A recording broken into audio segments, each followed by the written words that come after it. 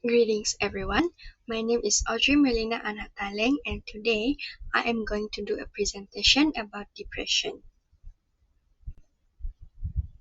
Before starting our presentation for today, let me briefly explain about the meaning of depression. So, what is depression? Depressive disorder, which is also known as depression, is a common mental disorder.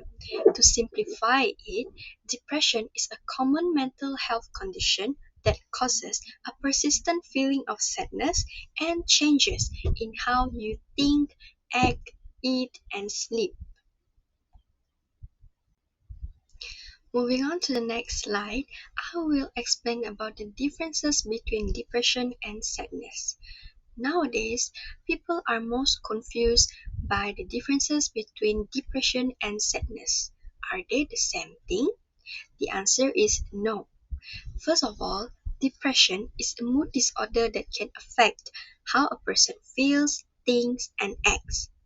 Meanwhile, sadness is a normal reaction to difficult times in life, which means depression mostly affects how a person feels, thinks, and acts in a longer terms than sadness. However, sadness is just a normal reaction that only comes whenever a person is feeling sad and whenever difficult times in life came.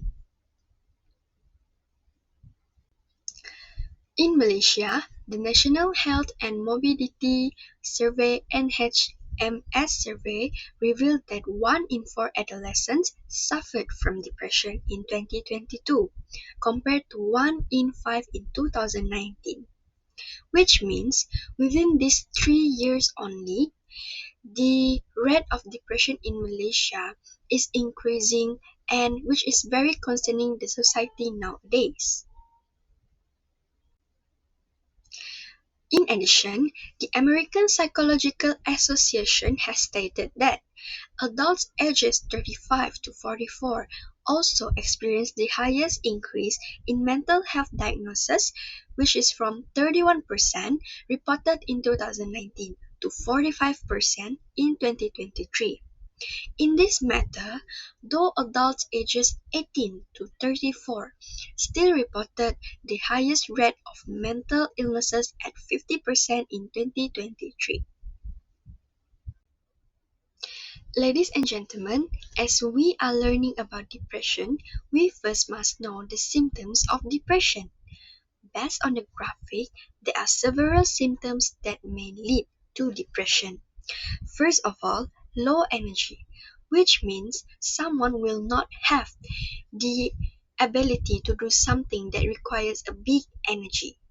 Second, feeling very sad or hopeless, which means they will probably feel demotivated in order for them to do something. Third, thoughts of self-harm or suicide. When someone is feeling depressed, the chances for them to hurt themselves as a coping mechanism is very high. Fourth, irritability. When someone is having depression, they are most likely to feel very sensitive towards their surrounding.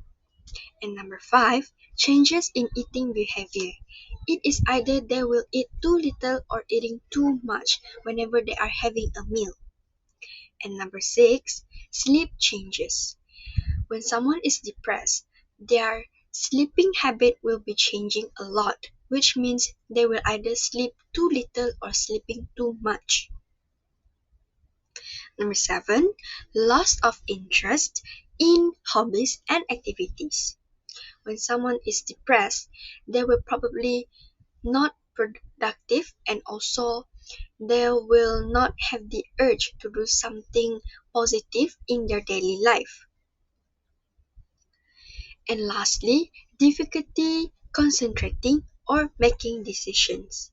When someone is depressed, they will most likely to not have the ability to fully focus on something which they cannot make the final decision when they are doing something. Moving on to the next slide, I will discuss about the factors that contribute to depression. First of all, personal or family history of depression.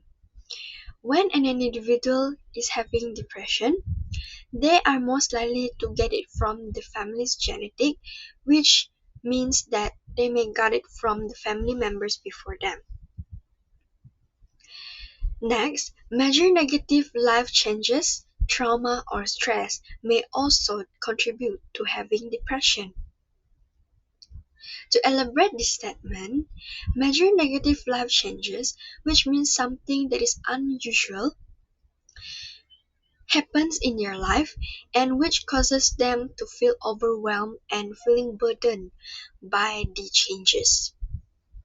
Whenever someone is depressed, most of them will feel stressed and burdened by the feelings that they are bearing, which causes them to not able handling the symptoms of depression, which may lead them to a major depression later on.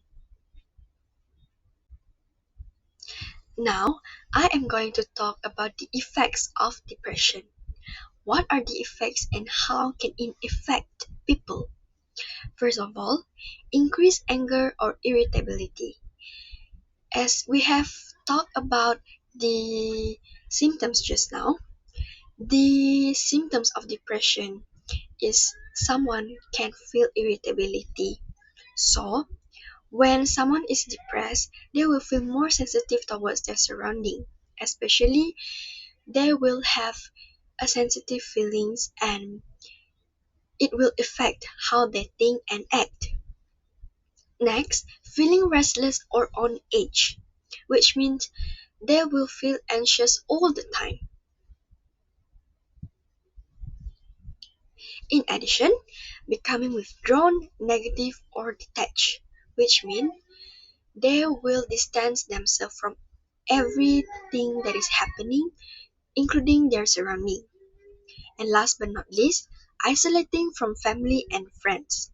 Distancing themselves from social might be one of the effects for a depressed person, as they are not in a positive state and are most likely like to distance themselves because they are feeling in a negative state. So now I am going to discuss about the treatment for depression. First of all, psychotherapy. It is a kind of treatment that help the individuals to handle their general emotion. For example, talk therapy and counseling. This treatment may help the individual to seek for a professional guidance whenever they are seeking for psychologists in order for them to handle the symptoms of depression.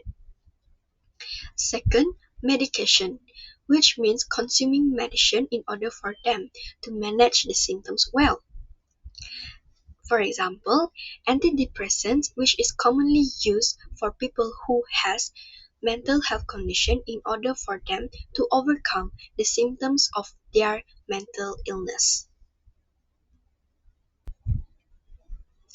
Next, self-care is also one of the treatment for tackling depression.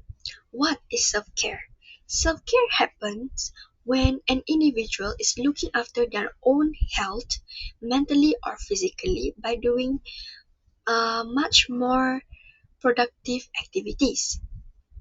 Now, as we are looking at the slide, these are some of the self-care activities that they can do for them to do self-care.